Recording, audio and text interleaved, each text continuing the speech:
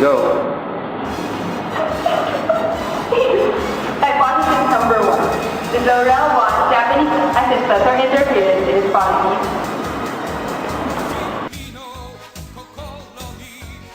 Thesis statement number 1. Laurel did not want Japanese assistance as much as possible. 1.1. Laurel, in a bid to prove to the Japanese and doubting Filipinos that its government had muscle and could enforce its own law, tried to strengthen the Bureau of Constabulary, or BC. He planned to increase the BC force to 40,000, larger than the regular force of the pre-war Philippine Army. And by doing so, Laurel felt that he could re-establish peace and order, win the loyalty of the people, and prove that he no longer needed the Japanese forces to maintain security.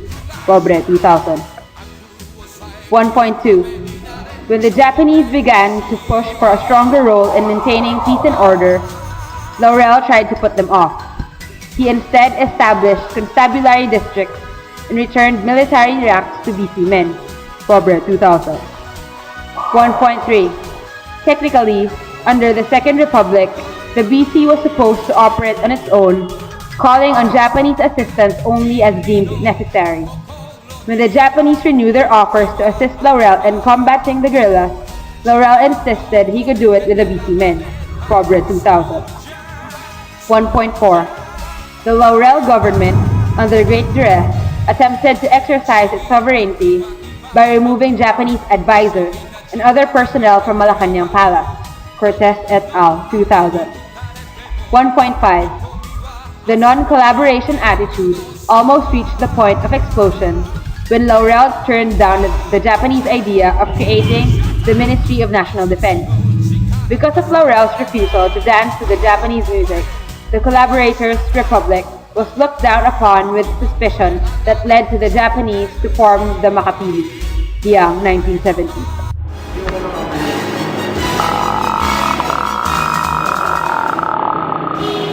Hypothesis number 2. Was Laurel supportive of the guerrilla movement in American forces? Statement number 2. Laurel was supportive of guerrilla movements in American forces. 2.1. With the return of the Americans, the guerrillas sprang into action. The Japanese prodded the Laurel government to declare war against the United States. Instead, Laurel declared a state of war with the U.S. without conscription. Cortez et al. 2000. 2.2. It was Laurel and his government that actually protected so many guerrillas from the Japanese, and complained in protest against the Japanese brutality and interference in the judiciary. On one occasion, Laurel was so bold as to prepare his palace guards with the best weapons available to resist the Japanese from arresting his aide, Major Jesus Vargas, whom the Japanese Kempeitai, or military police, did not trust. Liang, 1970. 2.3. President Laurel even allowed as many as 75% of the constabulary force, including officers, as well as enlisted men and members of his own presidential guard, to desert and join the guerrillas, carrying away with them a large quantity of firearms and ammunition without doing anything to stop or prevent further desertions and without punishing the officers guilty of negligence or connivance. Muntinlupa Bilibid Prison was twice allowed to be raided by the guerrillas in order to liberate the political prisoners. Liang, 1970.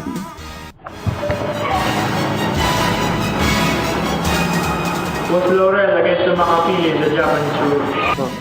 The third thesis statement. Laurel was against the Makapili in the Japanese rule. 3.1. Laurel declared during the inauguration of the Makapili, "There is only one Republic of the Philippines to which we owe allegiance, and which we must defend with our sinews and blood. This Republic is the one of which I happen to be the President. And as long as I hold and exercise the authority, I cannot consent or permit any organization, political in character, by individual Filipinos of groups of Filipinos, to exist unless that organization is subject to the authority and control of that Republic.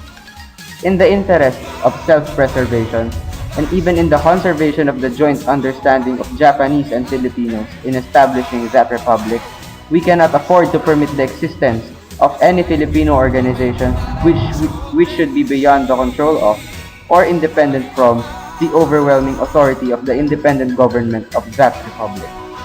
3.2. According to Agoncillo, the Japanese authorities may not have known it, but the last sentence of Laurel's inaugural address was pregnant with resolve to demolish all barriers, including Japanese interference, standing in the way of real independence. Every drop, every trickle of individual effort shall be grooved into a single channel of common endeavor until they grow into a flowing stream, a rushing cataract, a roaring torrent, a raging flood, hurling all difficulties and demolishing all barriers in the way of our single purpose and common determination to make our independence stable, lasting, and real. 3.3. The Japanese were not even observant enough to understand the meaning or the suggestive nature of the Kalibapi flag, which, according to Clara Recto, was purposely illustrated with a white circle against a red background, showing a clear contrast to the Japanese flag as a red bull against a white background. Laurel was one of the leaders of the Kalibapi. Did Laurel promote nationalism and implement Pro-Filipino programs? Top thesis statement number 4. Laurel promoted nationalism and implemented pro-Filipino programs. 4.1. Laurel encouraged the propagation of Tagalog as the national language by using it as the official language. The teaching of Tagalog, Philippine history, and character education was reserved for Filipinos. Laurel also required that majority of the teachers should be Filipinos, and for the first time in Philippine history, the aliens were barred from teaching the Filipinos their own history that had been hitherto interpreted according to alien points of view. Agoncillo, 1990. According to Pobre, in 1999, Laurel ordered a change in the BC insignia from the pre-war US-based design to one of the more Filipino characters. 4.3. In his inaugural address, Laurel advocated that I shall stand for no political party while I hold the rudder of the ship of state. We must serve only one master, our country. We must follow only one voice, the voice of the people.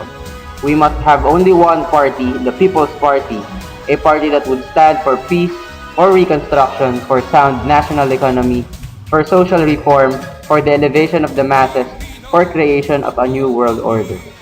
At no time in our history is the demand for unity amongst our people more urgent and more compelling. Only by presenting a compact and undivided front to all vital images of the day can we hope to erect the foundations of a strong and enduring republic.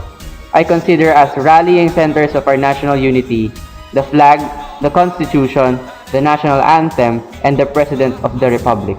The flag because it symbolizes the sacrifices of our heroes and synthesizes our common imperishable tradition.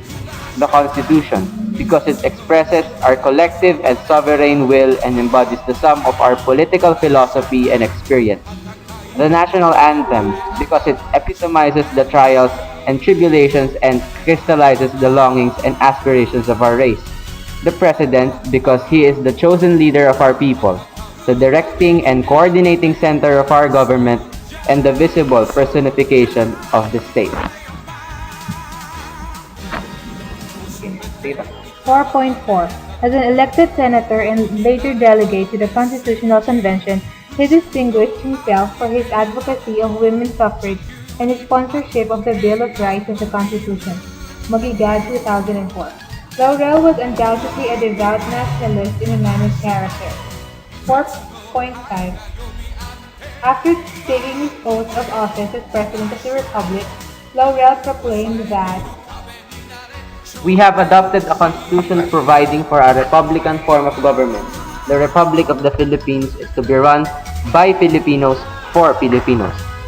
In assuming the office of President of the Republic, I appeal to you, my countrymen, to help me in the great task of establishing the Philippines for the Filipinos in accordance with the cherished dream of our people.